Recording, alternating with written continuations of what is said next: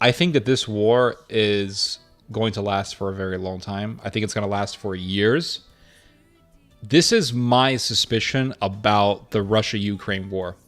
I think that the Russia-Ukraine war is going to go on for some years, and then it's going to be connected to a greater conflict. We saw this sort of thing in World War II. Multiple different examples I can think of. For one, there was a civil war in Spain. That civil war broke out before the outbreak of World War II, but it was connected to World War II because Spain is where Germany first deployed its military. People don't talk about this. People think, oh, it began when Germany invaded Poland, or when Germany annexed Austria, or when Germany took a chunk of Czechoslovakia. But really, Germany first deployed its military in Spain. That's where Germany first unleashed its military to help Franco.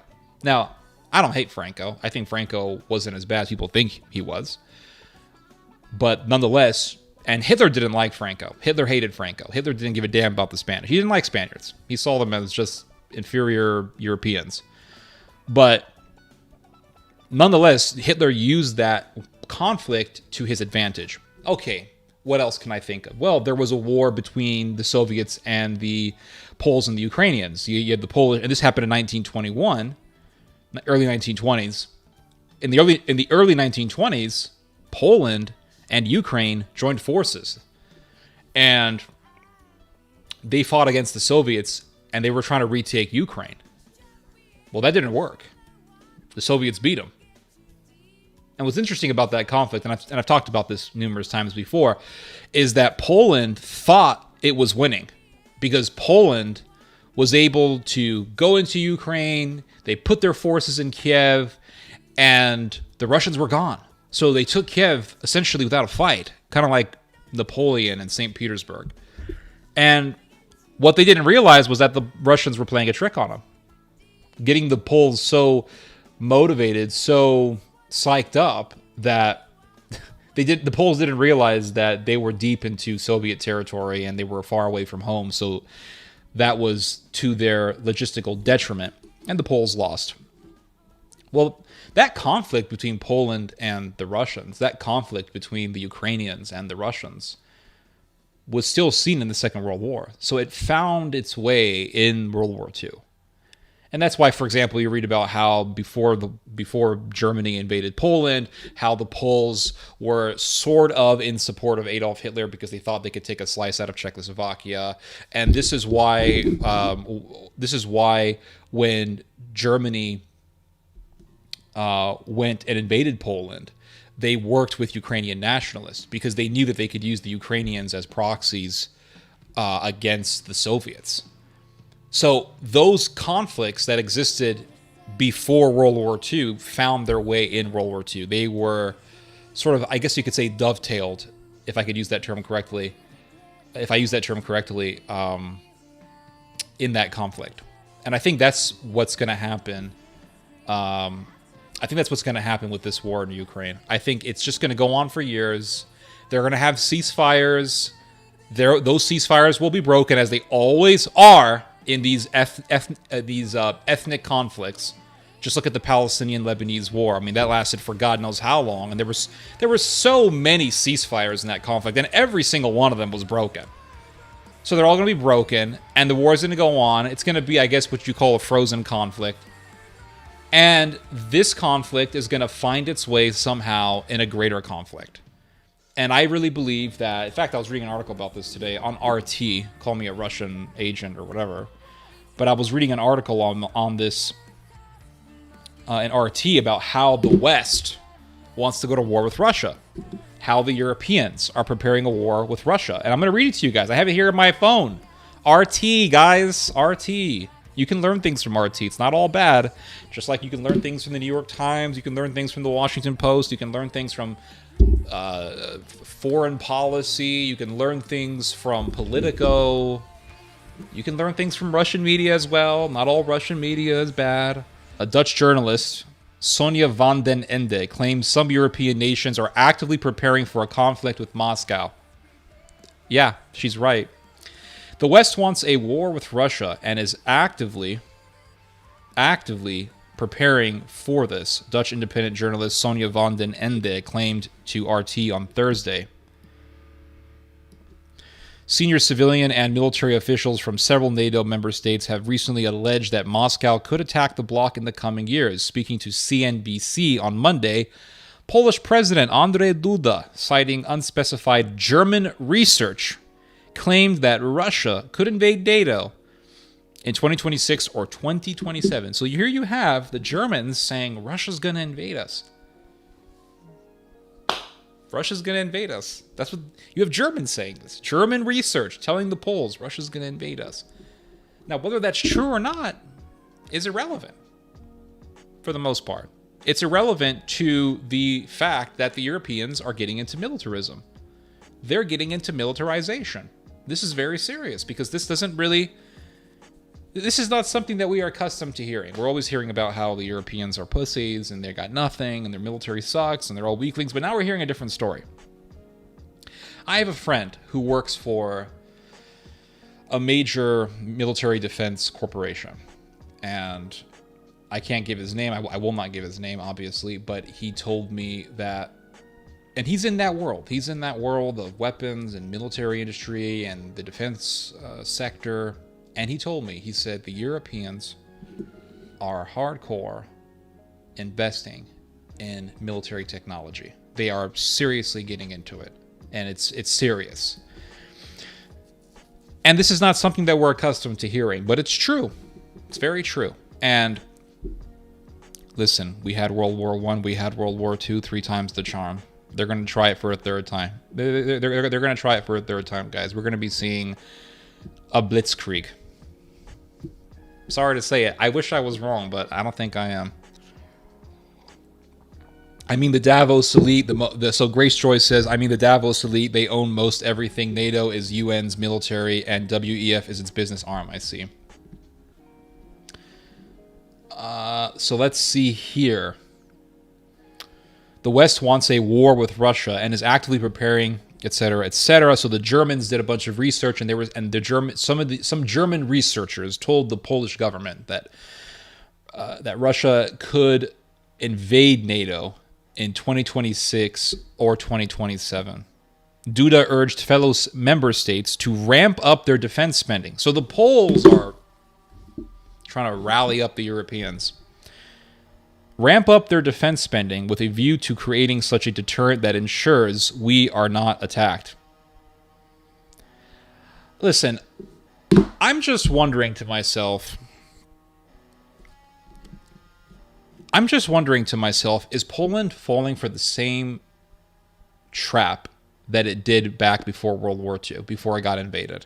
Let's not forget, the Poles were sort of warming up to Hitler. They warmed up to Hitler a little bit. And they said, well, we want a slice of Czechoslovakia. And the Poles hated the Soviets. And what do you see Poland doing today? Telling the Europeans to ramp up their militaries. Well, Poland, how do you know that one day one of those or multiple of those European militaries that you are encouraging to ramp up will be used against you? Will be used against your own country? I wouldn't be surprised. Are there not tensions between Germany and Poland right now over morality? Is there not a tension, a strong tension between the EU and Poland? Hasn't the EU been fining Poland every day now because of what Poland did to its Supreme Court? They're not all friends. And one thing that I've noticed and one thing that I've observed since the beginning of this war, or since this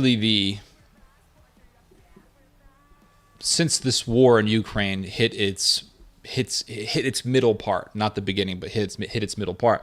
One thing that I have noticed since 2022 is how the enthusiasm for Ukraine has deflated. And it started deflating in the middle of the war. You begin to see Polish farmers getting mad at Ukraine, not wanting Ukrainian grain to lower down the prices of Polish grain. And I remember in the last stream, we did a little social experiment. I went on to Google Trends and I had you guys tell me which countries you wanted me to search in Google Trends so that we could see the most searched for subjects or keywords in those countries. And we checked out Poland.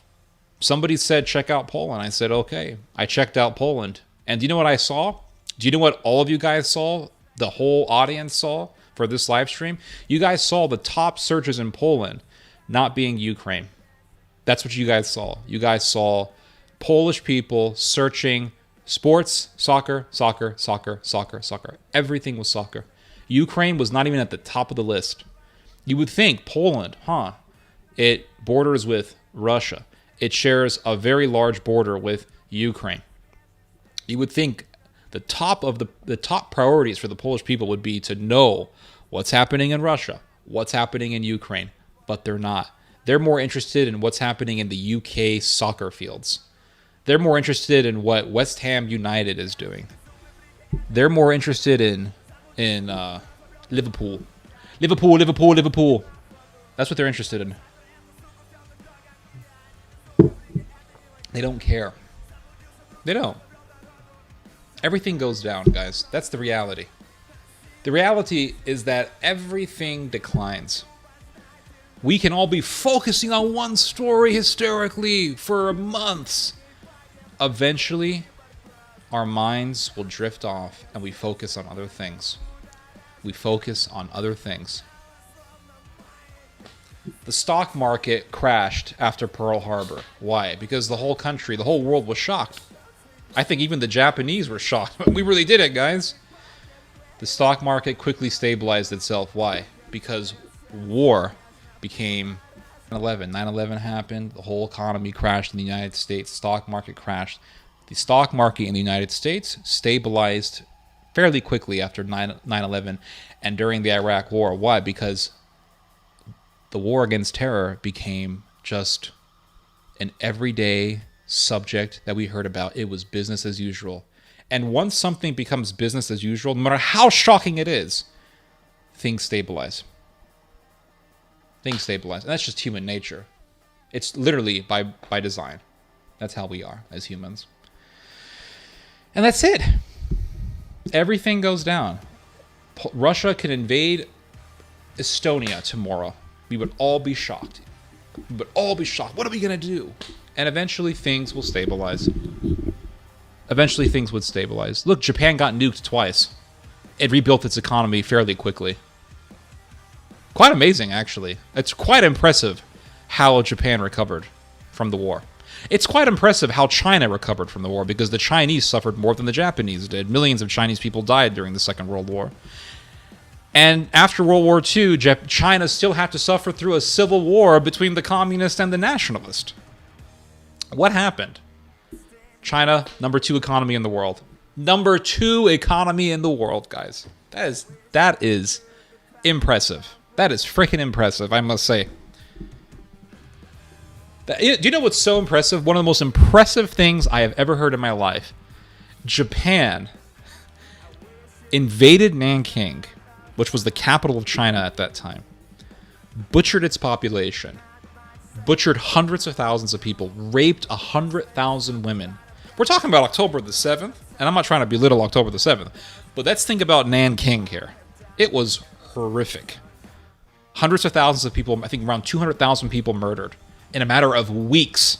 Not months, weeks. We're talking about mass slaughter. This was Rwandan genocide-style killing. Just non-stop. Bayoneting, beheading, burning people. I mean, it's just horrific. Cannibalism, anything horrific you can imagine, it happened in Nanking in the 1930s. And the Chinese said, we're going to take everything we have, we're going to move out of Nanking, and we're going to rebuild. And they even took the railway track in Nanking, and they rebuilt the railway in a different location, just to give the middle finger to the Japanese. If that's not toughness, I don't know what toughness is. And look at us in America. When we talk about people shoplifting to the point where you have major stores closing down in certain areas, what do we always hear? Well, it's poverty. Well, it's poverty. It's poverty. But yet the Chinese went through horror, and they're the second biggest economy on earth. Explain that one to me. Van der Ende, who is a contributor at the Tehran Times. I know, right? Crazy. I'm reading something from the Tehran Times, everyone. But who says that Iranians are liars all the time? Just because something comes from Iran doesn't make it false. So she writes for the Tehran Times. She told RT that Western states are the ones who are aggressive. They are the ones actually preparing themselves to go to war.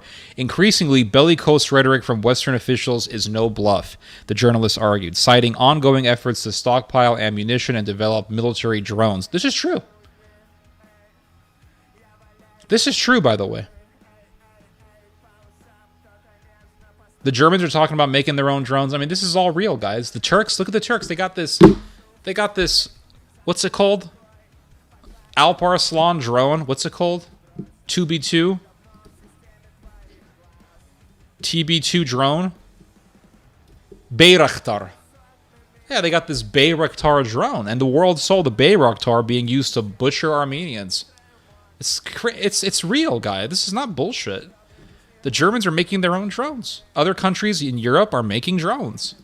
They don't want to be dependent on America's military industry. This is a fact. Okay, I already read this. Including long-range ones that could theoretically reach Russian territory. Van der Ende added that European... So, by the way, the last sentence I read, she's talking about military drones and long-range drones that could be sent to Russia to attack Russia. And the article goes on to say, Van den Ende added that European nations are now putting their economies on a war footing. Also true. This can be corroborated by articles from the Western press. It's not bullshit. Did we not hear people from the German government say that Germany has to be prepared for a war? We've been seeing this recently. It's not bullshit, guys. This is not just, oh, Russia's making stuff. Oh, RT, Tehran Times. It's real. It's not bullshit. Okay, let's go on. According to the Dutch journalist, however, NATO is not yet prepared for a confrontation with Russia, with countries such as Germany facing severe staffing shortages in their military. I think that's going to change because I think Germany is going to bring a draft.